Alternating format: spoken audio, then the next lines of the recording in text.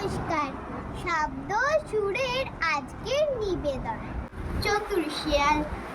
একদিন এক শেয়াল হঠাৎ এক কুয়োর মধ্যে পড়ে গিয়ে আর বাইর হতে পারছিল না। এমন সময় পাশ দিয়ে যাচ্ছিল এক ছাগল। কুয়োতে উঁকি দিয়ে সে শিয়ালকে দেখতে পেল। বন্ধু, তুমি ওখানে কি করছো? জিজ্ঞেস করলো ছাগল।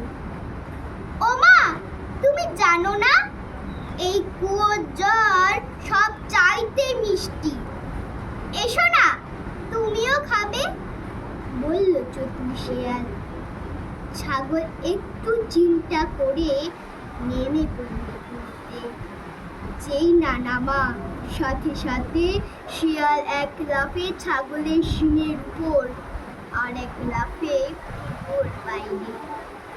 বিদায় বন্ধু, তোমার মাথায় যদি এতটুকু বুদ্ধি থাকতো তাহলে এখান থেকে বের হবার রাস্তা আছে কি না তা না দেখে কখনোই নিচে নামতে না। চলে যেতে যেতে শিয়াল